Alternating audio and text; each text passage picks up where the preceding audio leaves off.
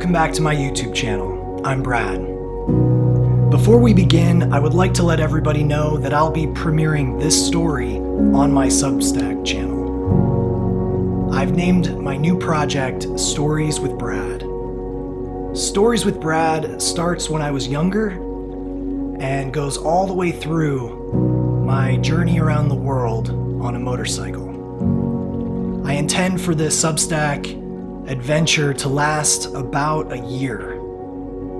I'm planning to post about one story a week.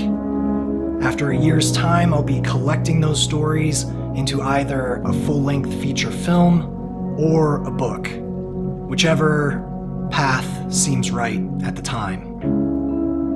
I'd like to begin this story by thanking all of those who helped us down off of O'Neill Pass summer of 2021. From the 911 operators, to the emergency service personnel, to the rangers who spent hours talking with us on the phone, advising us of our best path, and of course, to Ranger Katie for meeting us and leading us out of the Enchanted Valley. Thank you for all of your help. There's another group I'd like to acknowledge as well, and that's all the family members who received a midnight phone call with little detail and worried about our group out there in the wilderness. I'm sorry that you had to go through that, and I can't imagine how difficult it was at the time. And there's another individual I'd like to thank before we even start this tale, and that's Sunshine. Thank you so much.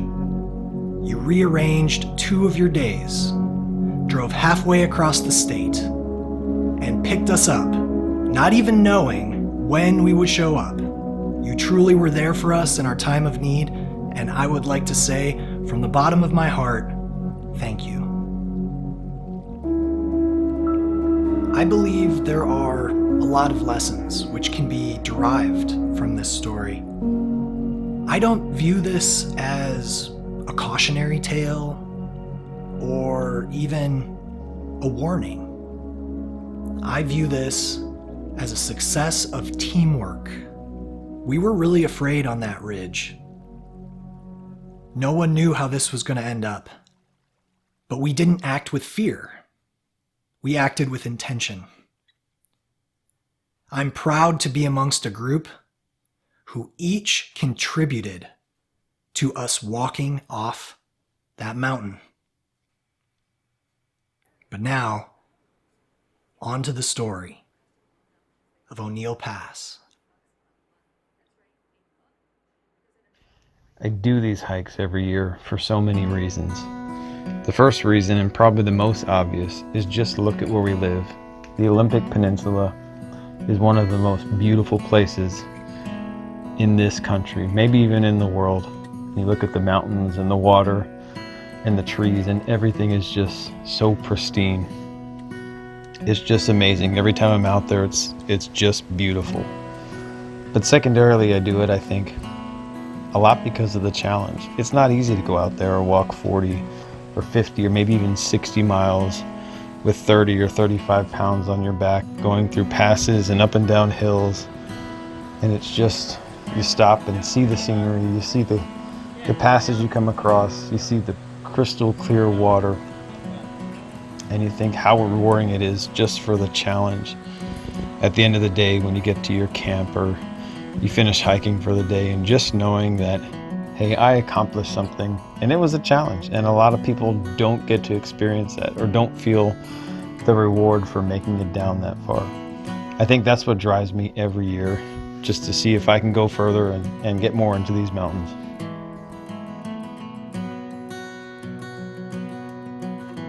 A couple guys out in the woods for a few days and make a lot of jokes. It's fantastic. I can't think of many things other than that I would rather do.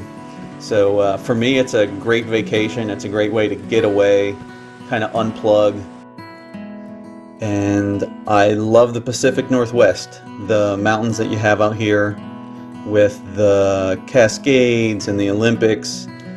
It just blows anything that we have on the East Coast away. And since I don't get to see it every day, it's just amazing. It's gorgeous. I'm kind of in awe when I'm walking through, and sometimes it's hard to pay attention to where I'm hiking because I just want to like stop and look up, and it's just beautiful.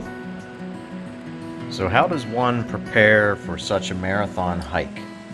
I first started reading, actually. I wanted to know where I was going, what the weather was going to be like, and what the terrain would be like. The next piece was exercise. I lift weights every day. Mixed in some cardio, some walking on the treadmill and some running on the treadmill, and then I switched up to going outdoors, a lot of hikes, local hikes on the East Coast, on the roads at first to toughen my feet, and then I moved over to the Appalachian Trail, trying to put in 15 miles a day each time I went out. 10 to 15 with a weighted training pack on my back, something heavier than than what I was going to carry. The first 2 days of the hike were interesting. The first day was pretty low-key. It was kind of like gentle ups and downs, nothing super challenging, like hard enough to get a good sweat on, but it wasn't killing me. Yeah, the first day was really nice. We had a great campsite. Everyone was in good spirits, tons of fun. And then the next day, day 2, started off pretty good. Had about a 5-mile hike till we got up to the start of LaCrosse Pass. And one of the things where I realized I messed up is the last time we stopped to get water, I did not completely fill all of my water containers up, which was a mistake. We had been running across water all day and the day before, tons of streams, so kind of figured that would continue. And whenever we started up LaCrosse Pass, it was that was not the case. There was not any water to be found. I tried to ration my water, but eventually when I got towards the top, I was out of water. It's day 2, and it took us about 4 hours to do 5.5 miles this morning. Pretty flat. And then we arrived here at what we knew was going to be a very steep ascent, and it would count for the second half of the day. We have company. We have millions of flies. So at least we're not alone, but we have kind of become a little spread out. I think everyone's really feeling it today, but we got to keep going if we want to make it to the top. I'm really hoping these bugs go away before we get there, because it's going to be brutal. You stop for just a minute or two, they're all over you. The hike was much more difficult than what I thought. It's probably the hardest day of hiking I have done in a long time. I don't want to say miserable, but it was borderline miserable. Every time you would stop to take a break, there was flies and mosquitoes. They were just chewing you up. At some point, we kind of all got separated because I think we were all having a tough time. And so I'm kind of hiking up through this by myself. And it was really tough. There was a lot of downed trees and stuff to go over. And kind of the thing that I hate about it is every once in a while I'd turn around and look, and you could see how much higher we were getting, and it was really pretty. But I was so miserable at that point that I was not enjoying the hike, and I wasn't enjoying the moment and the scenery and everything around. I just wanted this climb to be over. A lot of kind of fake summits, I thought. I was like, oh, we're almost there, and then it just kept going and going and going.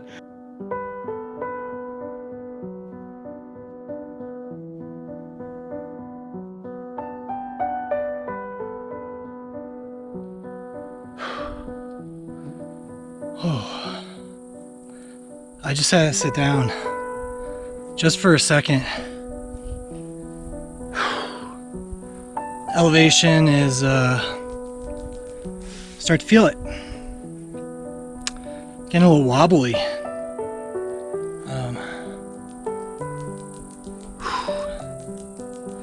Definitely need some water. I think really close, but I thought that a while ago. Gotta stop thinking about it and just keep going. At least my friends are here to carry me.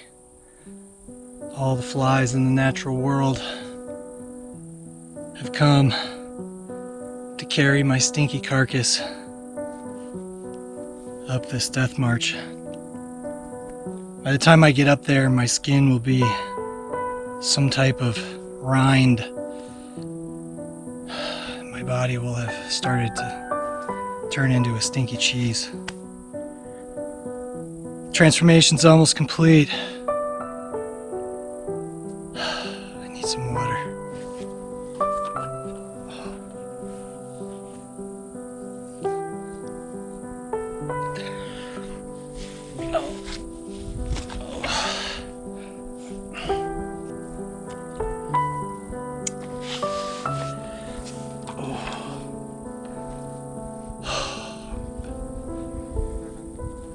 Cramps.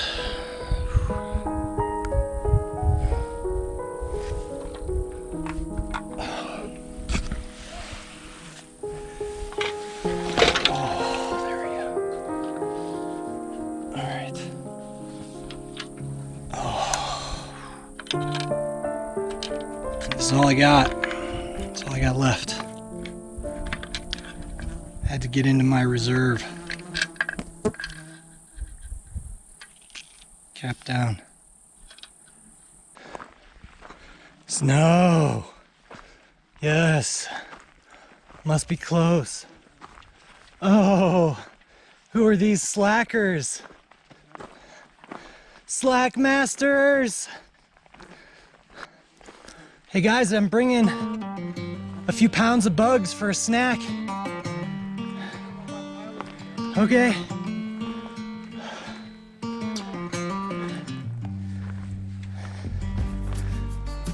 Slack masters. What's up? Nice. Put some goddamn pants on, Jay. That's fucking fine. I think we underestimated that mofo.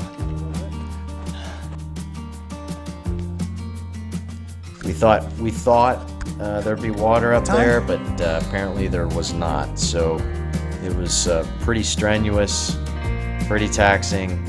Everybody was kind of dying by the time we got to the top, and luckily some of the faster movers still had some water and made it up there. Found some ice from one of the glaciers, chopped that, melted it, boiled it, filtered it, and brought some down for the rest of us. I started cramping day 2, headed up the mountain without any water.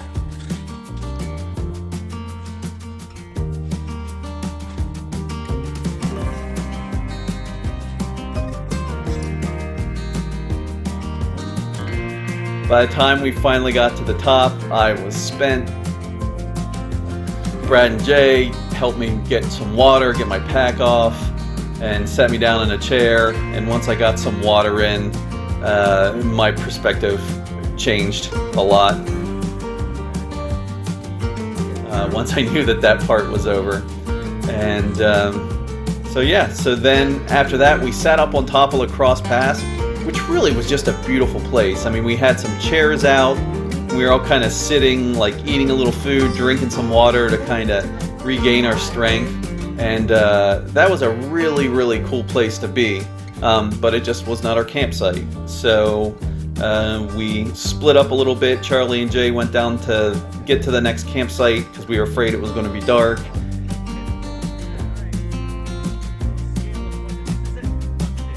We all got to the top exhausted, eventually took a break, did some stretching, got ourselves back together and headed back down the other side of LaCrosse Pass to Camp Siberia.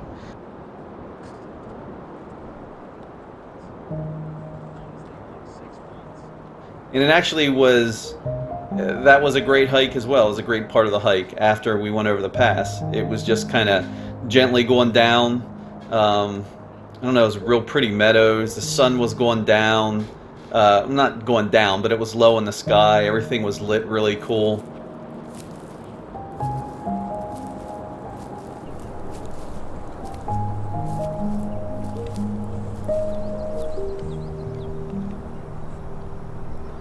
I remember coming down LaCrosse Pass, the backside, and the only way I can describe it is angelic.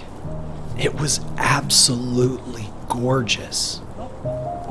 All of a sudden, that steep face that we tangled with all day, struggling to climb over obstacles, taking off our packs, sliding in under trees, climbing over fallen trees, dealing with a lack of water. All of a sudden, it was all worth it. And as we descended the pass, it seemed like it was all for us. No one else was there. We were out there alone, experiencing this extreme beauty together in the middle of the Olympics.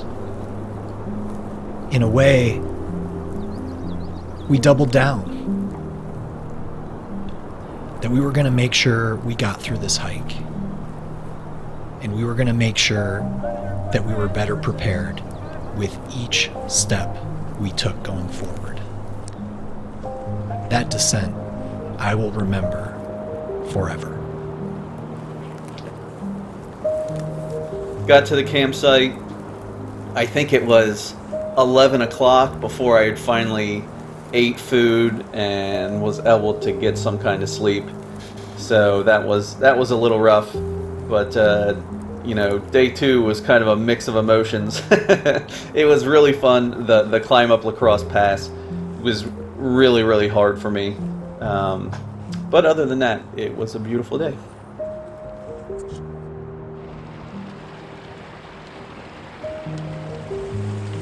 Charlie and Jay went ahead because they were the faster movers to get down that side, get to camp set up, reserve some space for the rest of us. Eventually we hobbled in to camp just before dark. Oh, nice. Set up our tents and stuff, and ate dinner in the dark before going to bed for the evening. We can make it back to 5 Mile Camp by dusk, I think.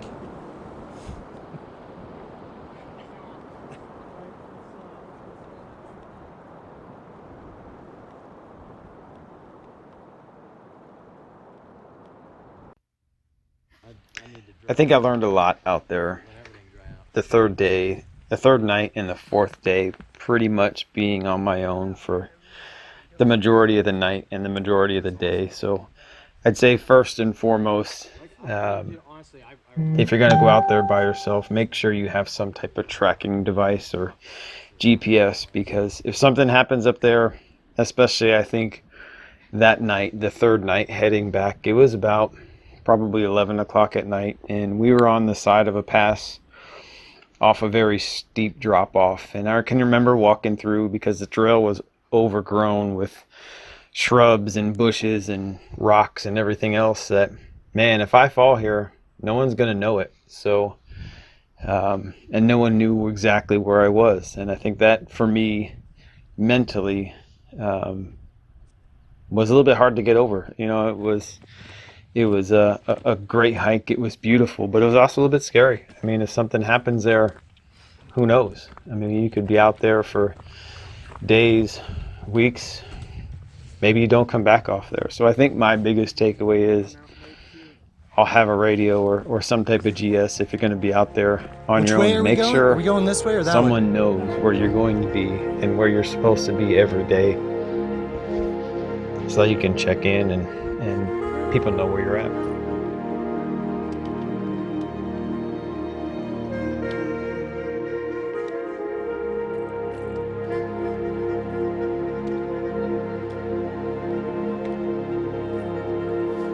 Well, day 3 was pretty good. Started off.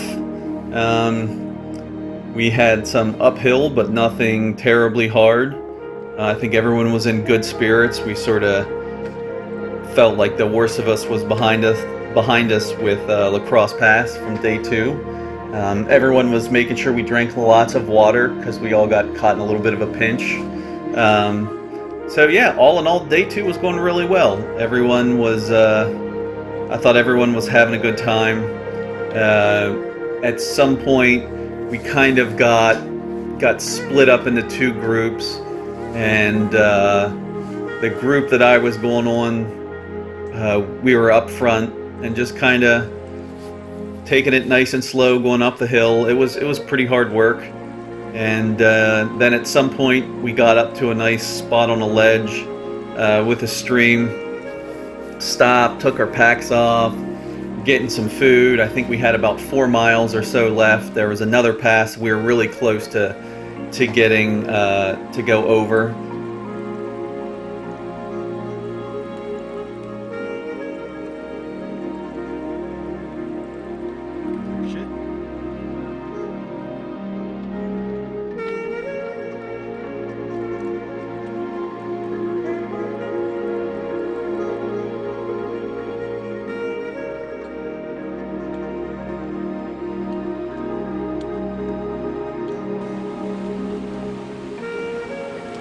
Headed up there over Anderson Pass, down the other side, and headed for O'Neill Pass. We crossed the river, and this is day 3. We encountered a park ranger, Katie.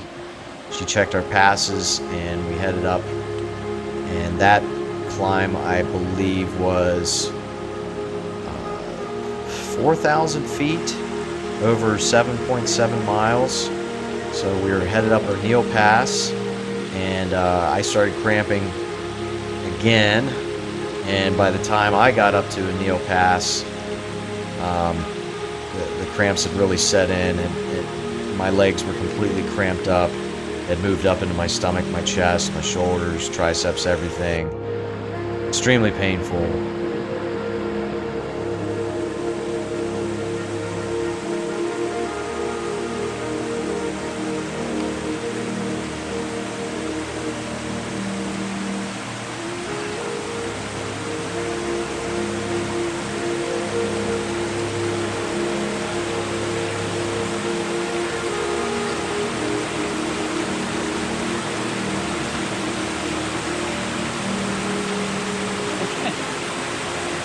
It's just like locked up. My fingers just locked up.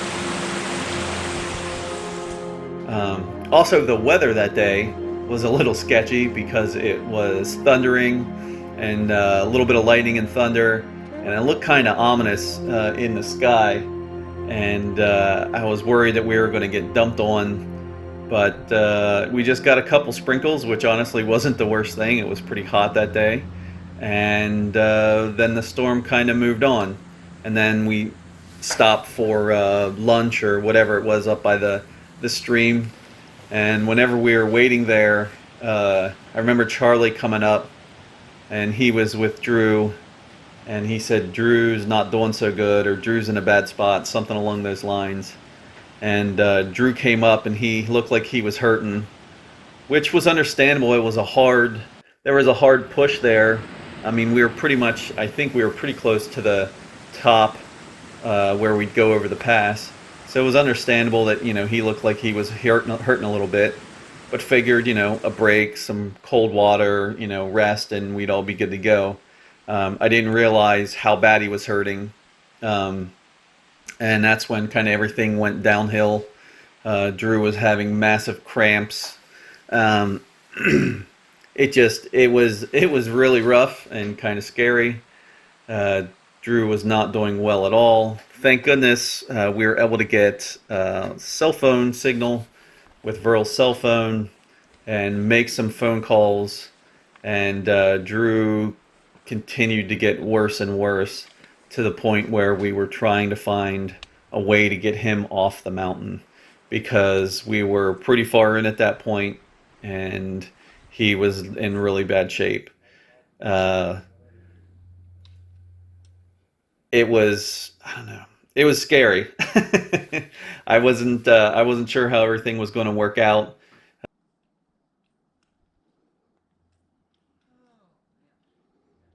I doubled over in pain, and everyone came to my came to my assistance, trying to help me stretch out and get me water that I didn't need.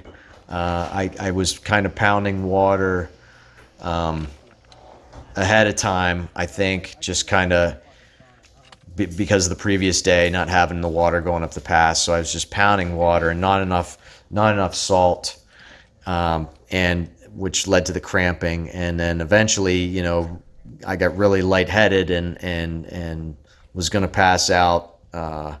And everybody kept me awake and kept, giving me a little bit of water, a little bit of nutrition, sitting me down, trying to keep me comfortable. And then I got the chills, I got lightheaded, I got, I was passing out. I was in and out of consciousness. I couldn't catch my breath. I was extremely cold. Then my hands went numb and my feet went numb, and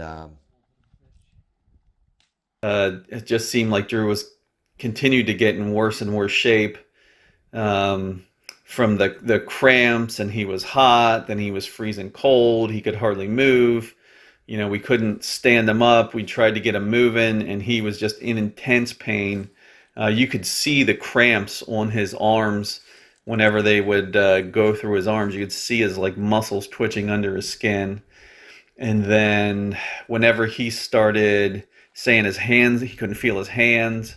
And then when he started not making a whole lot of sense because he seemed like he wanted to pass out, and we were talking with him, and he was kind of drifting in and out of what he was saying was making sense and wasn't, and that made me a little worried.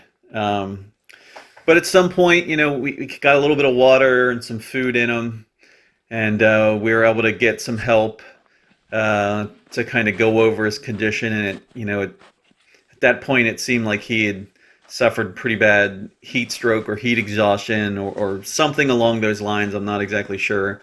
But I think we all did a great job at, doing everything we could to help him. I think the first aid measures we took were all pretty good, and we were able to get him laid down and got him in like dry clothes, warm stuff, got a mattress out for him, an air mattress or a sleeping pad, and he went to sleep. Jay had gone ahead to find help. He went over the pass down to the other side to camp to Marmot Lake, and found a young man named Alex there, Alex Gotsis, and he had a Garmin inReach. They came back without packs. He had called his parents, I guess, and Verl had gotten reception up there. He had one bar, enough to call the Park Service, and eventually 911. And then, as they kept me alive and treated me for shock, everyone treated me for shock. Everyone helped, and everyone wound up saving my life.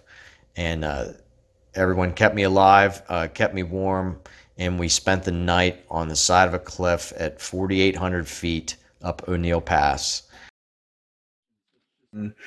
We spent a very long night up on the edge of the mountain. If it wasn't for the circumstances that led up to it, and if we would have had a flat spot to like put some kind of sleeping pad down, that night probably would have been one of my favorite nights, other than the lack of sleep. The stars were just beautiful. I mean, we're just out on the rim of this valley looking out. The sky, from the storms that we had earlier, everything cleared up. There was just every star in the sky you could see. It was just really beautiful, and just kind of stayed up until I couldn't stay up anymore. Then I'd fall asleep until it hurt from laying on the rocks, or I was getting cold, and then wake up and stay up until I couldn't stay awake anymore, then that's just basically how the night went. Good morning, sunshine. Oh, look at this lovely camp we have here.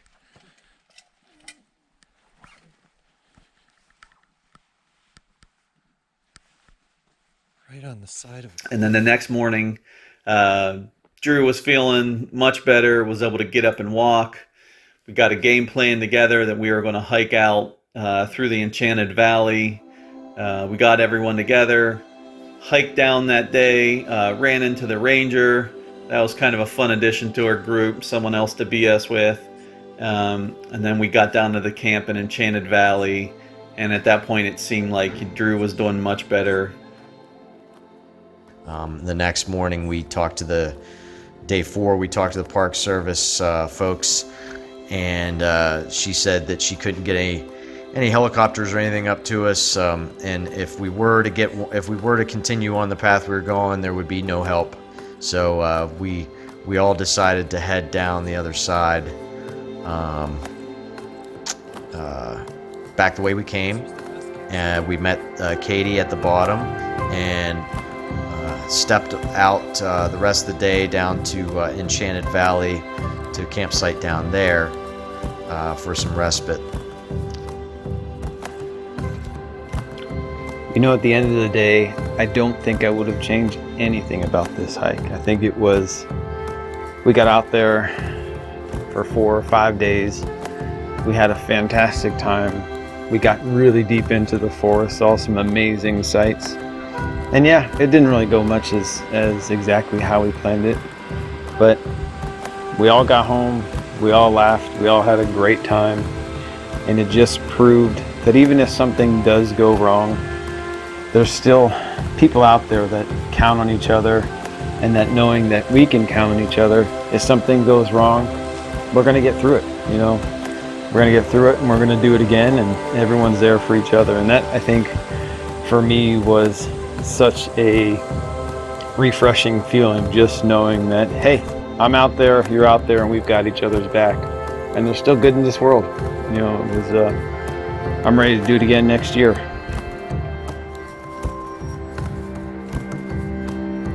Knowing what I know, would I do it again? Absolutely.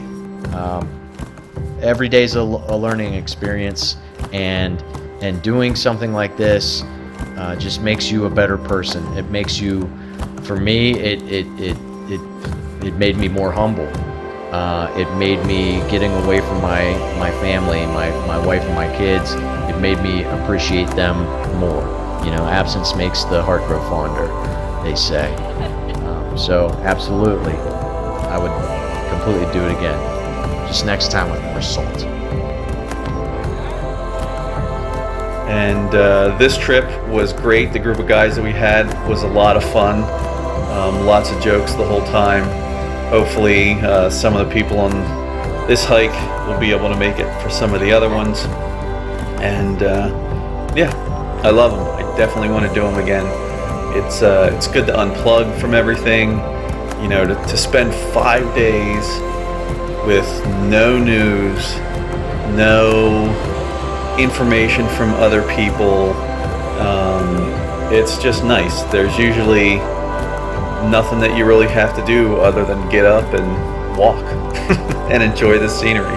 And although that's kind of an oversimplification of it, because sometimes that walking is rather hard, it's just something about the simplicity of it that I love. And it's great to just spend that time without being plugged into the rest of the world. I really appreciate it, and hopefully can keep doing these until my body gives out. All right, that's it.